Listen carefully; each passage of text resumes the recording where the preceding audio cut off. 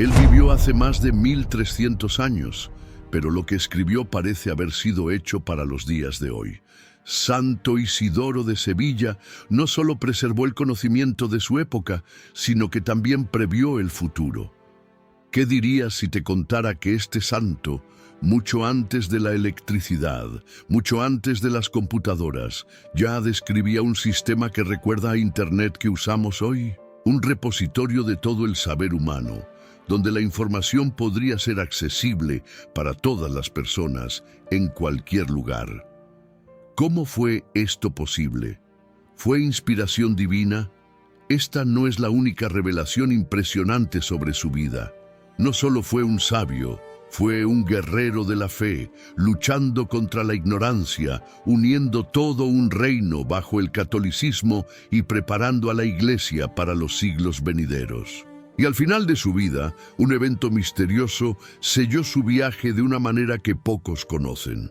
Quédate conmigo hasta el final y suscríbete al canal Voces Sagradas, porque hoy descubrirás cómo Santo Isidoro de Sevilla, un hombre del siglo VII, dejó un legado que resuena hasta nuestros días y cómo su historia puede cambiar tu visión sobre la fe, el conocimiento y el futuro.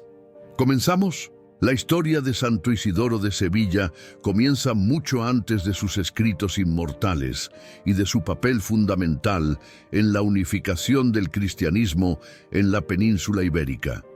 Nace en las sombras del miedo, de la inseguridad y de la sensación abrumadora de insuficiencia. Antes de ser el gran doctor de la Iglesia, fue solo un niño solitario, sofocado por las expectativas impuestas por un nombre de peso. En la austera casa de su familia en Sevilla, alrededor del año 560, la luz del sol teñía las paredes de piedra de un dorado pálido, mientras el olor de papiros y pergaminos impregnaba el aire. Allí vivía una estirpe de gigantes intelectuales. Su padre, Severiano, era uno de los hombres más respetados de la región, conocido por su devoción y sabiduría, y su madre, Teodora, descendía de una estirpe noble que unía la tradición romana y visigótica, pero sobre todo estaban los hermanos. El mayor, Leandro, ya destacaba como un gran erudito y líder religioso. Fulgencio, igualmente brillante, era un prodigio en cuestiones teológicas, y su hermana, Florentina, vivía en santidad y dedicación al Señor. Isidoro era el Benjamín.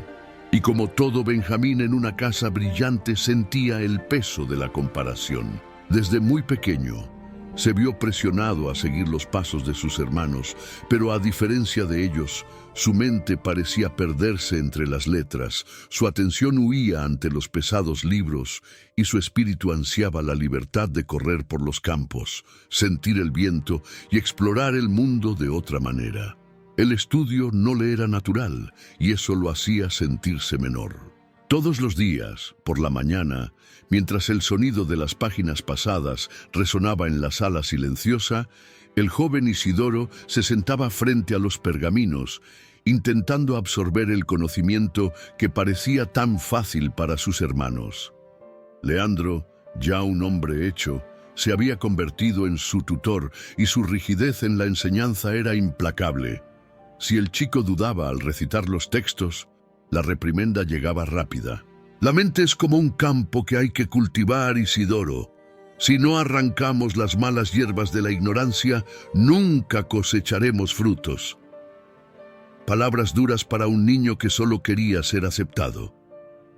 Las mañanas de estudio eran un tormento.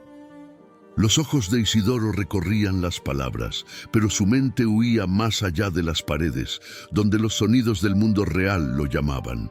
El canto de los pájaros, el murmullo del viento cruzando los árboles y la risa lejana de los niños jugando en las calles de Sevilla parecían infinitamente más invitantes que los fríos y exigentes textos.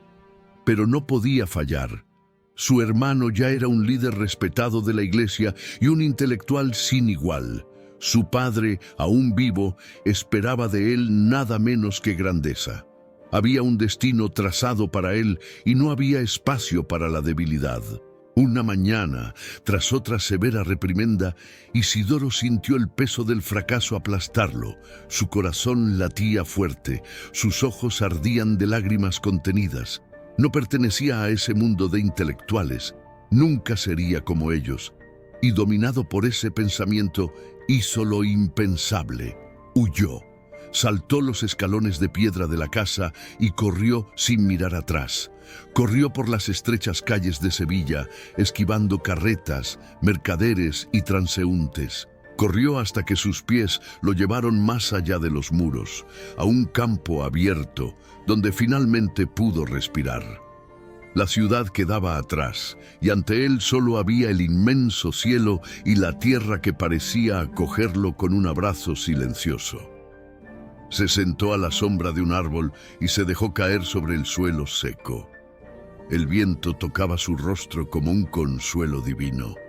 Allí, por primera vez, se sintió libre. Pero esa libertad duró poco. El silencio del campo pronto dio lugar a otro tipo de sonido. El graznido de los cuervos en lo alto, el crujido de las hojas, el estallido de ramas secas bajo sus pies cuando se movió. Estaba solo, sin libros, sin familia, sin protección. ¿Y si nunca regresaba? El pensamiento lo asustó más que cualquier reprimenda de Leandro. Se encogió allí, abrazando las rodillas, sintiendo la vulnerabilidad como nunca antes. Fue entonces cuando sus ojos se volvieron hacia un pequeño arroyo cercano. El agua fluía suavemente por las piedras, persistente, moldeando el camino a lo largo del tiempo. Observó fascinado. ¿Cómo algo tan frágil como el agua podría moldear la dura roca? Eso le llegó como una revelación. El conocimiento, la sabiduría, la santidad no se adquirían de una sola vez, sino poco a poco, como el agua que desgasta la piedra día tras día. Allí, solo en el campo, lejos de los libros y las exigencias de su familia, comprendió algo esencial. No necesitaba ser como sus hermanos de inmediato. Tenía su propio tiempo. Dios no pide prisa, pide perseverancia. Con ese pensamiento, Isidoro se levantó. Por primera vez, decidió que volvería no por obligación, sino porque quería crecer. Volvería para aprender, pero a su manera, sin sentirse inferior. Volvería porque había entendido que el conocimiento no era un castigo, sino un regalo. Al entrar nuevamente en la casa, la sombra de Leandro se alzó ante él. El hermano mayor no necesitó decir nada. Su mirada cargaba una mezcla de reproche y alivio. Isidoro lo miró de vuelta sin miedo. Sabía que ese no sería el último enfrentamiento entre los dos, pero ahora, dentro de sí, había algo diferente. Había propósito. Ahora había una chispa de determinación en su mirada. Sin embargo, el camino para dominar el conocimiento aún era arduo, y Leandro, su hermano mayor y tutor, no sería un profesor indulgente. Las mañanas todavía comenzaban temprano, incluso antes de que el sol tiñera los techos de Sevilla con sus tonos dorados. El olor de los pergaminos envejecidos se mezclaba con el aroma caliente del pan recién horneado que venía de la cocina. El niño que huyó por miedo volvía ahora con un corazón más fuerte. Él aún no lo sabía, pero ese sería el primer paso para convertirse en uno de los más grandes maestros de la historia de la Iglesia. La casa de piedra donde Isidoro vivía parecía más fría que antes. Desde que regresó de su fuga impulsiva, algo dentro de él había cambiado. Ya no era un niño que temía los libros y se sentía aplastado por las expectativas. El día de Isidoro se resumía en leer, copiar y memorizar textos. La caligrafía temblorosa de antes comenzó a ganar firmeza. Las palabras que antes le parecían abstractas empezaron a tener sentido, pero había algo que lo diferenciaba de sus hermanos. Mientras Leandro absorbía el conocimiento con la precisión de un estudioso nato, Isidoro cuestionaba. No quería solo memorizar, quería entender.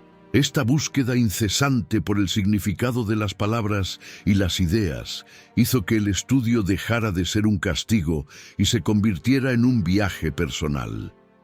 Por primera vez, Isidoro se dio cuenta de que el conocimiento no era una imposición de su hermano o una obligación para cumplir con las expectativas familiares. Descubrió que aprender era un puente hacia algo mucho más grande, la verdad. A pesar de esta nueva mentalidad, había desafíos. El latín era complejo, los tratados filosóficos exigían paciencia y las escrituras sagradas, aunque inspiradoras, eran densas para un joven aún en formación. El cansancio a menudo lo dominaba. Cierta noche, mientras intentaba descifrar un texto de San Agustín a la luz temblorosa de la vela, sintió que sus párpados pesaban. El agotamiento era implacable. Los días parecían repetirse, cada uno trayendo una nueva batalla intelectual. Fue entonces que, sin darse cuenta, comenzó a encontrar consuelo en la oración. Al final de cada día, cuando su mente se sentía abrumada y su corazón inquieto, se arrodillaba en silencio. No pedía por facilidad, no rogaba para que los estudios se volvieran menos exigentes. Solo pedía fuerzas para continuar, y algo extraordinario comenzó a suceder. La mente que antes se cerraba a los textos, ahora se abría. Las palabras que parecían confusas comenzaron a alinearse con claridad y, sobre todo, se dio cuenta de que el conocimiento no existía solo dentro de los libros, estaba en la naturaleza, en los gestos de las personas, en las historias transmitidas por los mayores. Cada experiencia llevaba una lección y empezó a observar el mundo con una mirada diferente. Los meses pasaron y la resistencia inicial fue transformándose en sed de aprendizaje. Isidoro ya no veía las mañanas de estudio como una carga, sino como un camino para comprender mejor la grandeza de la creación divina. Las dudas que antes lo atormentaban comenzaron a disiparse, y el niño inseguro dio paso a un joven que ansiaba por más. Fue en ese período que Leandro, que siempre había sido rígido, comenzó a notar el cambio en su hermano. Durante una lectura en voz alta, Isidoro recitó un fragmento de manera tan clara y profunda que el silencio se apoderó de la sala. Leandro lo observó por un largo momento y, en lugar de una crítica severa, solo asintió con la cabeza. Había reconocimiento allí. Isidoro no dijo nada, pero dentro de sí supo que ese pequeño gesto significaba más que 1000 palabras. No era el fin de su viaje, sino el inicio de algo más grande. Había entendido que la sabiduría era un don que venía con esfuerzo y dedicación. Ese momento marcó el fin de su lucha contra el aprendizaje y el inicio de una vida dedicada al conocimiento y a la fe. La grandeza de un hombre, muchas veces, no se revela en tiempos de tranquilidad, sino en el momento en que el dolor y la pérdida se imponen como sombras implacables sobre su camino. Para Isidoro, ese momento llegó de manera avasalladora cuando su hermano mayor, Leandro, la figura austera que lo moldeó con disciplina y exigencia, partió de este mundo. No era solo la pérdida de un hermano, era la pérdida de un guía, de un ancla, de alguien que, incluso con su rigidez, había sido el pilar de su formación. La muerte de Leandro dejó un vacío que reverberaba por los pasillos del palacio episcopal. Las paredes, antes resonando con discusiones teológicas y el sonido de pergaminos siendo hojeados, ahora parecían más frías, más silenciosas. Isidoro sintió el peso de esa ausencia como una carga que le aplastaba los hombros. Pero no tuvo tiempo para un luto prolongado. El pueblo de Sevilla necesitaba un nuevo pastor, y todas las miradas se volvieron hacia él. La nominación de Isidoro como arzobispo no fue una elección sencilla. Los obispos de la provincia y los fieles de la ciudad sabían que él era un hombre de estudio, un intelectual brillante, pero gobernar una diócesis era algo muy por encima del conocimiento teórico.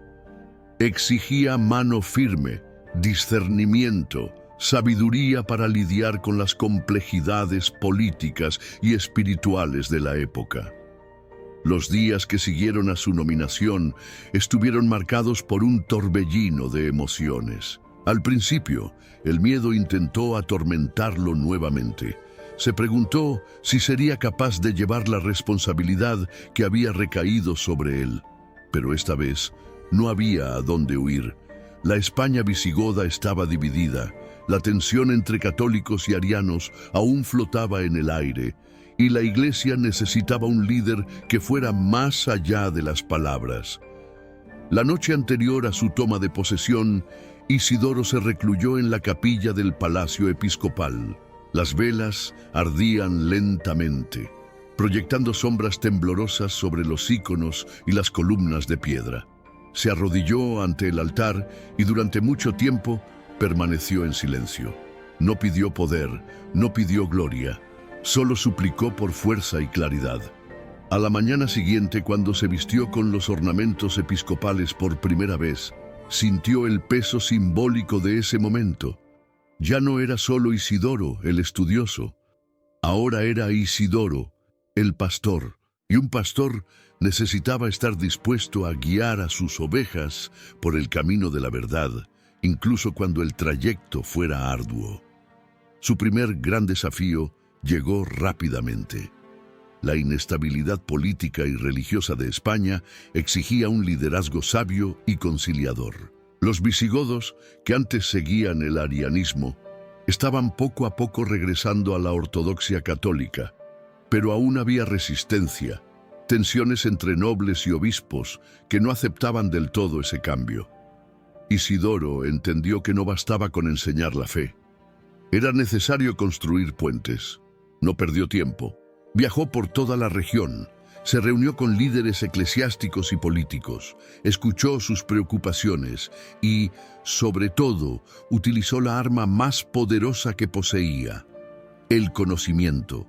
Con argumentos sólidos y una retórica irresistible, demostró que la unidad era el único camino hacia un futuro estable. No impuso, convenció. Poco a poco, la desconfianza se transformó en respeto. Su fama creció, no como la de un líder autoritario, sino como la de un hombre que unía sabiduría y humildad. Su nombre comenzó a ser reverenciado no solo dentro de los círculos eclesiásticos, sino entre el propio pueblo. No era un obispo distante, encerrado en su cátedra.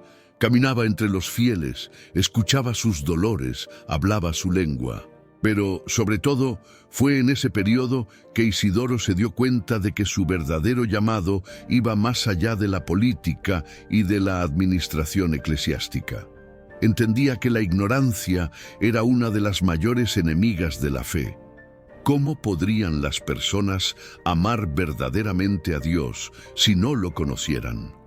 ¿Cómo podrían los sacerdotes guiar a su rebaño si ellos mismos carecían de formación sólida? Así fue como nació dentro de él un deseo inquebrantable de transformar la Iglesia a través de la enseñanza. Y ese deseo no quedaría solo en palabras.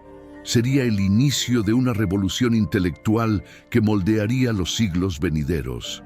Ese hombre que en su juventud había huido del aprendizaje, ahora entendía que el saber era un don sagrado. No solo había abrazado el llamado al estudio, sino que comenzaba a ver en él la clave para la evangelización y la unificación de un pueblo entero. Y así, sin darse cuenta, Isidoro no solo heredaba el legado de su hermano, sino que lo elevaba a un nuevo nivel. Ese no era el fin de su misión, era solo el comienzo. La España visigoda era un reino de fronteras inestables, tanto en el ámbito político como en el religioso. Desde la conversión del rey Recaredo al catolicismo, el arianismo comenzaba a perder fuerza, pero la herida de la división aún pulsaba entre los pueblos. La transición no se daba sin resistencia. Entre los nobles y obispos que durante años habían seguido la doctrina ariana, aún había desconfianza. La unidad de la fe era frágil, sostenida por tratados políticos, promesas reales y un clero dividido entre el pasado y el presente. Fue en este escenario que Isidoro de Sevilla se convirtió en más que un arzobispo. Se convirtió en un pacificador. No un pacificador de discursos vacíos o concesiones frágiles, sino de estrategias sabias que combinaban diplomacia y evangelización. Entendió que una conversión forzada no era una conversión verdadera y que la única forma de unificar el reino bajo la fe católica era a través de la enseñanza y la formación sólida de la nueva generación de sacerdotes. Sus primeros pasos fueron audaces. Se dio cuenta de que no bastaba con conquistar los corazones de los obispos y reyes. Era necesario formar un pueblo verdaderamente católico, y esa formación comenzaba por el conocimiento. Si los sacerdotes no estaban preparados, ¿cómo podrían guiar al rebaño? Si el pueblo no entendía su fe, ¿cómo podría defenderla? Con esta visión, Isidoro inició una obra que cambiaría para siempre el destino de la península ibérica. Comenzó a estructurar escuelas episcopales, lugares donde la formación de los futuros clérigos iba más allá de la teología. Se enseñaba literatura, derecho, medicina, ciencias naturales, arte y filosofía. Para él, la educación era una forma de alabanza a Dios. Y cuanto más el hombre conociera el mundo a su alrededor, más comprendía la grandeza del Creador. El impacto de estas escuelas fue inmediato. Jóvenes de diversas partes del reino comenzaron a llegar para estudiar bajo la orientación de los maestros formados por Isidoro. La fe y el conocimiento se entrelazaban y los frutos comenzaron a surgir. Sacerdotes más preparados, monjes que no solo copiaban manuscritos, sino que comprendían su contenido, y fieles que ya no dependían solo de las palabras de los predicadores, sino que podían leer, interpretar y vivir el Evangelio por sí mismos. Pero había un obstáculo aún mayor. La aristocracia visigoda, compuesta por nobles que durante siglos se habían identificado con el arianismo, temía que esta nueva unidad religiosa debilitara su poder. Muchos aún veían en el catolicismo una amenaza política, una herramienta del rey para centralizar la autoridad de la corona. Y fue contra esta resistencia silenciosa que Isidoro necesitó actuar con aún más sabiduría. No confrontó a estos líderes con acusaciones o decretos severos. En cambio, se acercó a ellos. Se sentó a la mesa con los nobles, escuchó sus preocupaciones, argumentó con paciencia y, sobre todo, mostró que la fe católica no era un peso impuesto, sino un llamado a la verdad. Sabía que las palabras solas no eran suficientes, así que utilizó el ejemplo. Con su propia vida de estudio, oración y caridad, desmanteló las desconfianzas. Su mayor triunfo llegó cuando, tras años de diálogos y acciones concretas, los últimos grandes líderes visigodos que aún dudaban finalmente declararon su adhesión total a la fe católica. No fue una conversión forzada, sino un movimiento natural, fruto de un largo camino de persuasión y autenticidad. El reino estaba finalmente unido bajo una sola fe. La victoria de Isidoro no estaba solo en los decretos o en los tratados firmados, sino en la transformación silenciosa que había ocurrido dentro del corazón de las personas. El cristianismo ya no era solo la religión oficial del reino, ahora era la identidad del pueblo. Y esta conquista, más que cualquier otra, fue la que selló su nombre en la historia. No solo reconcilió un reino, plantó las semillas de un futuro, donde la fe y el conocimiento caminarían de la mano. La transformación de un hombre no ocurre de la noche a la mañana. Está moldeada por el tiempo, por las experiencias, por las penas y por los descubrimientos. Isidoro de Sevilla ya no era el joven estudiante inseguro, ni solo un arzobispo guiado por el deber. Ahora era un líder consolidado, un sabio cuya visión superaba los límites de su diócesis y tocaba el destino de toda la cristiandad en Hispania. Pero una pregunta inquietaba su corazón: ¿cómo garantizar que todo el conocimiento acumulado no se perdiera? ¿Cómo hacer que las futuras generaciones no tuvieran que empezar de cero, como si cada nuevo siglo fuera una hoja en blanco? El mundo estaba cambiando. Los tiempos gloriosos del Imperio Romano ya eran solo un recuerdo distante, y la civilización que se erguía sobre sus ruinas aún caminaba en la oscuridad de la ignorancia. Muchas obras de los antiguos habían sido olvidadas, muchas enseñanzas estaban dispersas, amenazadas por el tiempo y la destrucción. Isidoro se dio cuenta de que, si no había un esfuerzo intencional para preservar y transmitir ese conocimiento, se perdería para siempre. Esta inquietud lo llevó a un proyecto que consumiría años de su vida: la creación de un compendio universal del saber, algo jamás hecho antes. No quería solo reunir libros, sino organizar el conocimiento de manera que pudiera ser accesible a todos, desde los eruditos hasta los más simples de los sacerdotes. Así nacieron las Etimologías, su obra monumental, un libro que no era solo una enciclopedia, sino un arca del conocimiento, un intento de condensar todo lo que era importante para que la humanidad no se alejara de la verdad.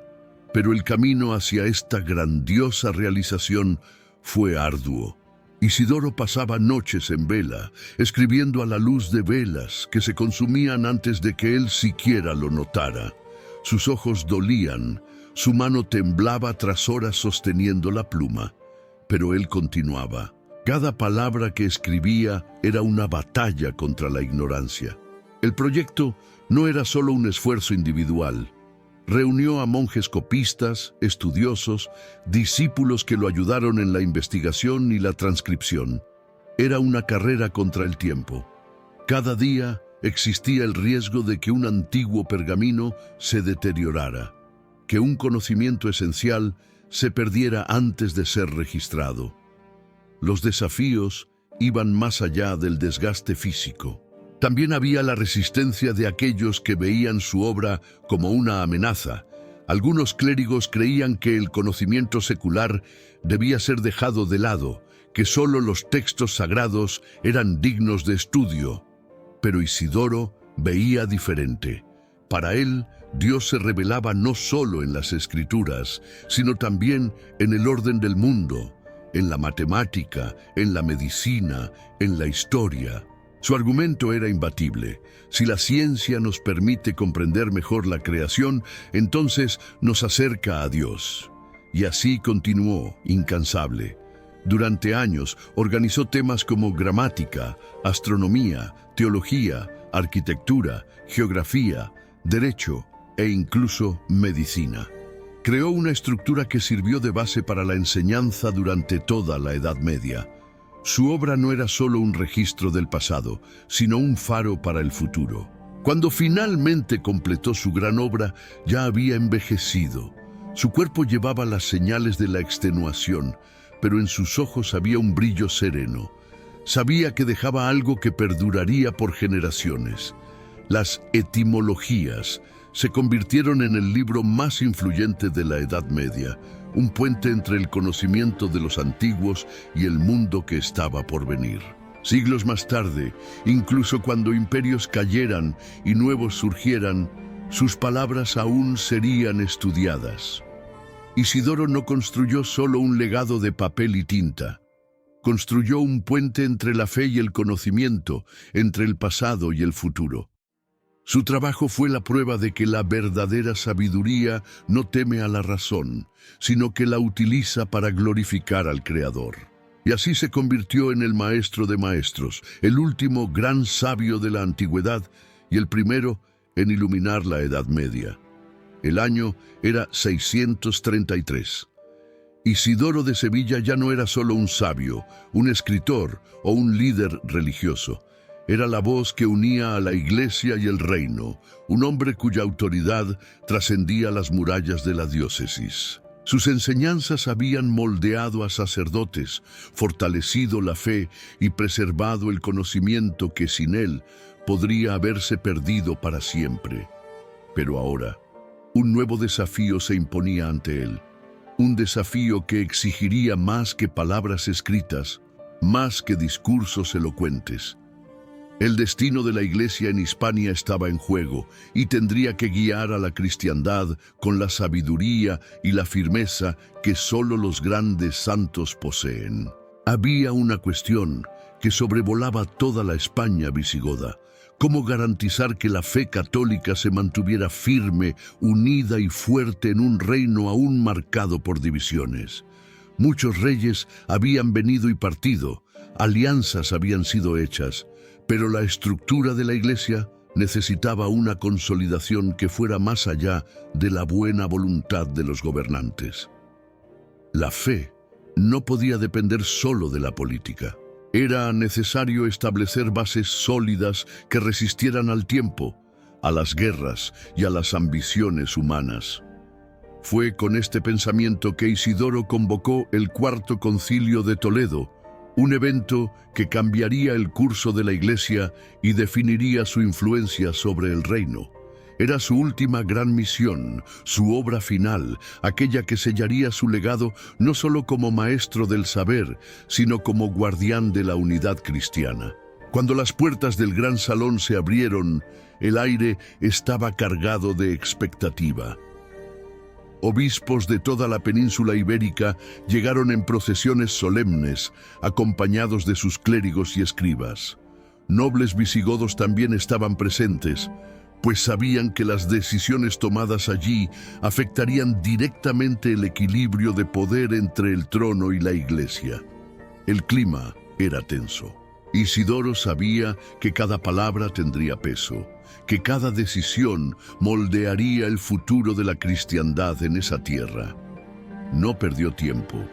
Con su voz firme y serena, disertó sobre la necesidad de una Iglesia fuerte, independiente de influencias políticas, pero al mismo tiempo capaz de colaborar con el rey en la conducción del pueblo. Argumentó que la fe no podía ser usada como herramienta de control, sino como guía para la moralidad, la justicia y el bien común. Sus palabras eran claras, directas, cortantes como cuchillas. El momento más decisivo llegó cuando Isidoro propuso reformas profundas en la estructura de la Iglesia. Quería que los obispos tuvieran más responsabilidad sobre la educación del clero y del pueblo, que hubiera una disciplina mayor en la vida monástica y que la fe fuera enseñada con rigor y seriedad. Sabía que, sin una Iglesia bien estructurada, todo el esfuerzo de conversión y unificación podría desmoronarse en pocos años. Los debates fueron intensos. Algunos temían que tales reformas quitaran la autonomía de ciertas diócesis. Otros veían la propuesta como un riesgo a la influencia del rey. Pero Isidoro no retrocedió. Con paciencia y discernimiento refutó cada objeción, demostrando que su visión no era un capricho personal, sino una necesidad vital para la Iglesia. Al final del concilio, sus ideas fueron aceptadas. Nuevas directrices fueron establecidas, fortaleciendo la educación cristiana, garantizando mayor unidad entre los obispos y asegurando que el conocimiento de la fe se perpetuara de forma organizada. La Iglesia hispánica, antes fragmentada e inestable, ahora tenía un fundamento sólido, un plan claro, un futuro bien definido. Cuando las reuniones terminaron y los obispos comenzaron a dejar Toledo, Isidoro permaneció sentado por un largo tiempo en el gran salón. Sentía el peso de la edad sobre los hombros, pero también la satisfacción de quien había cumplido su misión. Sabía que no viviría para ver los frutos de todo lo que había sembrado, pero eso ya no importaba. Su obra no era para él, era para Dios, era para la eternidad. El Cuarto Concilio de Toledo fue su última gran acción pública. Había consolidado la fe, unificado la Iglesia y dejado un modelo de liderazgo que sería seguido por siglos. El hombre que un día huyó de los estudios, que dudó de su capacidad, ahora cerraba su trayectoria como el mayor maestro y líder religioso de su tiempo, y con eso su corazón comenzó a prepararse para su última y definitiva jornada. Sabía que su misión terrenal estaba llegando a su fin. El peso de los años ya se hacía sentir en el cuerpo de Isidoro de Sevilla. Sus pasos, antes firmes por los corredores de piedra de la catedral, ahora eran más lentos. Sus manos, que durante tantas décadas sostuvieron la pluma y los libros, temblaban al escribir. Sus ojos, que recorrieron infinitas páginas de saber, ahora necesitaban la luz fuerte de las velas para ver con claridad. Pero su espíritu permanecía inquebrantable. La conclusión del Cuarto Concilio de Toledo había sido su último gran acto público. Sabía que su misión terrenal estaba finalizando. No había más reformas que hacer, tratados que escribir o debates que llevar a cabo. Lo que quedaba ahora era prepararse para el último y más definitivo encuentro, el encuentro con Dios. En la soledad de su celda episcopal, Isidoro comenzó a dedicar sus últimos días a la oración y la penitencia. Su vida siempre había estado marcada por la disciplina, pero ahora sentía un llamado aún más profundo para el recogimiento.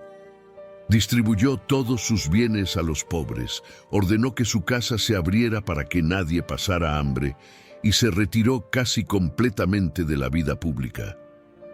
Las noches eran silenciosas. El frío de la madrugada se infiltraba por los muros de piedra, y las únicas testigos de sus oraciones eran las llamas temblorosas de las velas. Dormía poco. Pasaba horas en contemplación, arrodillado sobre el suelo duro, murmurando salmos y agradeciendo a Dios por la vida que tuvo. Pero por más que su espíritu estuviera preparado, el cuerpo ya no respondía como antes. La enfermedad que lo debilitaba desde hacía meses comenzó a avanzar rápidamente. Los discípulos notaban que comía cada vez menos, que sus manos estaban más frágiles, que el cansancio parecía mayor que nunca. Pero Isidoro no se quejaba, no mostraba miedo.